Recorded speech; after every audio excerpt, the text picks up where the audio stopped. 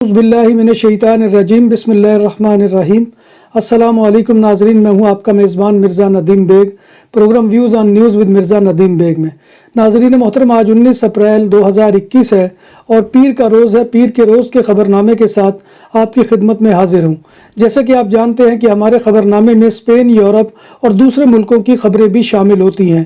آج کی سب سے پہلی خبر کا تعلق اسپین سے ہے کہ اسپین کی نیشنل پولیس ہسپانوی ٹیکس ایجنسی نے اسپین کے شہر سانتا کروز دے تینریفے میں 3D ہتھیار بنانے والی پہلی ورکشاپ کا خاتمہ کر دیا اور ایک شخص کو گرفتار کر لیا جو مختلف مشینوں اور متعدد مختصر اوزاروں کے فریموں کے ساتھ 3D ہتھیار تیار کرتا تھا۔ پولیس نے 19 3D پرنٹ شدہ ہینڈ گن کے فریم بھی قبضے میں لے لیے۔ اس کے علاوہ 9 میگزین، 2 سائلنسرز، 2 گن دستی گن سلائیڈرز، 2 بیرل رائفلنگ، 2 فائر پن، ایک year sort AR-15 assault rifle کی نقل، دوربین نگاہ والی ایک کاربائن، متعدد دھاتی ٹیوبیں، گن بنانے کے لیے فریم اور پلاسٹک مولڈنگ مشین بھی برآمد کر لی ہے۔ نیشنل پولیس نے بارسلونا کے علاقے سانتا کلوما دے گراما نیت کے محلہ فندو میں ایک بنگلہ دیشی کو گرفتار کیا ہے جو جعلی پاسپورٹ بناتا تھا۔ اس نے 56 لوگوں کو پاسپورٹ جاری کیے اور 8,40,000 یورو کمائے۔ اس گروہ کا بنگلہ دیشی سرگنا فندو میں رہتا تھا جو پاسپورٹ دینے کے عوض 15,000 یورو وصول کرتا تھا۔ اس گروہ کے خلاف اس وقت تحقیقات کا آغاز ہوا جب ایک بنگالی باشندے نے اپنے گم ہو جانے والے پاسپورٹ کا ڈپلیکیٹ اپلائی کیا تو پتہ چلا کہ اس کا پاسپورٹ جعلی تھا اور وہ اس پر بنگلہ دیش گیا اور وہاں اپنا جعلی پاسپورٹ گنوا بیٹھا۔ بارسلونا میں پولیس اربن گارڈ نے بارسلونیتا کے علاقے میں ایک گھر کے اندر ایک خاتون کے ساتھ زیادتی کے الزام میں 2 افراد کو گرفتار کر لیا ہے۔ مبینہ طور پر زیادتی کا شکار بننے والی خاتون نے گواردیا اربانا کی موبائل کو اطلاع دی جس پر پولیس نے ملزمان کو گرفتار کر لیا۔ اسپین کے جزیرے مایورکا میں اتوار کو ایک 53 سالہ شخص کی موت ہو گئی۔ وہ ہینڈ گلائیڈر کرتے ہوئے ٹکرا گیا۔ یہ واقعہ ماناکور ہائی وے پر پیش آیا۔ ہلاک ہونے والا شخص جرمن شہری تھا۔ شدید زخمی ہونے کی وجہ سے وہ جان بر نہ ہو سکا۔ بحیرہ روم میں ایک اور کشتی ڈوب جانے کے نتیجے میں کم از کم 41 افراد ہلاک ہو گئے۔ اقوام متحدہ کے پناہ گزینوں کی امدادی تنظیم اور آرگنائزیشن فار مائیگریشن کے مطابق یہ حادثہ جمعرات کو تیونس کے ساحلی شہر سیدی منصور کے قریب پانیوں میں پیش آیا۔ اس کشتی میں سوار افریقی تارکین وطن یورپ پہنچنے کی کوشش میں تھے۔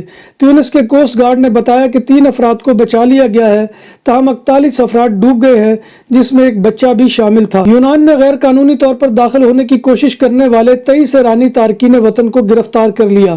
ترک وزارت دفاع نے اپنے ٹویٹ میں بتایا کہ ترک سرحد کے راستے دیگر ممالک جانے والے غیر قانونی تارکین وطن کے خلاف آپریشن جاری ہے۔ زیرو اسائلم سیکرز ڈنمارک حکومت کا اصل ہدف ہے۔ اب ڈینش حکومت نے تمام شامی مہاجرین کو واپس شام بھیجنے کا حکم دے دیا ہے۔ ابو داہر نے ڈنمارک کے شہر نیبرگ سے ابھی حال ہی میں ہائی اسکول کی تعلیم مکمل کی تھی اور وہ جون میں اپنے دوستوں کے ساتھ اس کی خوشی منانے کی تیاریاں کر رہا تھا کہ اسے حکام کی جانب سے ایک ای میل موصول ہوئی ہے جس نے اس کے سارے خواب چکنا چور کر دیے ہیں۔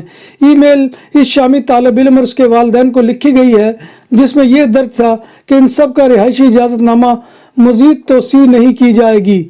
افغانستان میں جرمن فوج کی مدد کرنے والے افغان باشندوں کو جرمنی میں پناہ دی جائے گی۔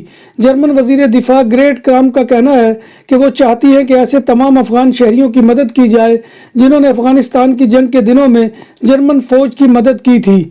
امریکہ کی جانز ہاپکنز یونیورسٹی کے اعداد و شمار کے مطابق دنیا بھر میں کرونا وائرس کیسز کی مجموعی تعداد 14,07,00,000 سے تجاوز کر گئی ہے، جبکہ 30,11,000 سے زائد افراد ہلاک ہوئے ہیں، جن میں سب سے زیادہ ہلاکتیں امریکہ میں ہوئی ہیں۔ امریکہ میں جانز ہاپکنز یونیورسٹی کے مطابق ہفتے کو دنیا میں کووڈ-19 سے اموات کی تعداد 30,14,277 ہو گئی۔ اس وقت دنیا کے کئی خطوں میں کرونا کا بحران جاری ہے جن میں امریکہ، بھارت، برازیل اور فرانس اہم ہیں۔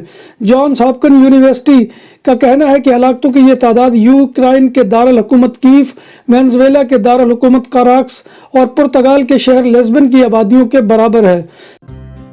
جب بات ہو 100% حلال کھانوں کی تو ایک ہی نام، عادل تندوری ریسٹورنٹ۔ بارسلونا میں مہمان نوازی کا پہلا نام عادل تندوری ریسٹورنٹ، برصغیر کے روایتی حلال کھانوں کا مرکز۔ گرل تندوری روسٹ، چکن اور مٹن ٹکا، سبزیاں اور تڑکے والی دالیں، رس ملائی اور فالودہ۔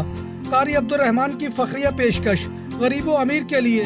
بارسلونا کے قلب میں واقع عادل تندوری ریسٹورنٹ کا یہ استے نمبر 9 نزد دراسانہ ہاسپٹل بارسلونا۔ بھارت میں کورونا کی دوسری لہر خطرناک ہوتی جا رہی ہے۔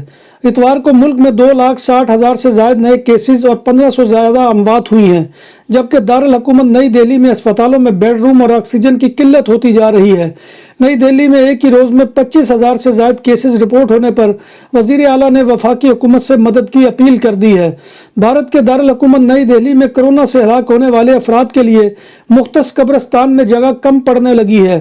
پاکستانی نژاد امریکی کمانڈر یاسر بشیر کو ہیوسٹن پولیس میں اسسٹنٹ چیف اور خاندانی تشدد کے محکمے کا سربراہ مقرر کر دیا گیا ہے۔ یاسر بشیر امریکہ میں پہلے مسلمان اسسٹنٹ چیف آف پولیس ہوں گے۔ پاکستان کے صوبہ پنجاب میں پیدا ہونے والے یاسر بشیر اپنے اہل خانہ کے ساتھ 1985 میں امریکہ گئے تھے اور اس وقت ان کی عمر 8 برس تھی۔ بارسلونا نے کوپا دل ریی جیت لیا۔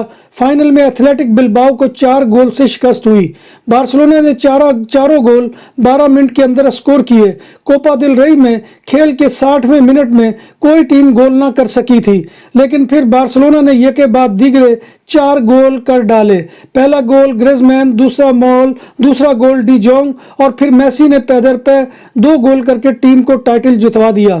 میسی نے کوپا دل ریی میں 10 گول ریکارڈ کرنے کا ریکارڈ قائم کیا، جبکہ 7 مرتبہ اس ٹورنامنٹ کی ٹرافی بھی اپنے نام کی ہے۔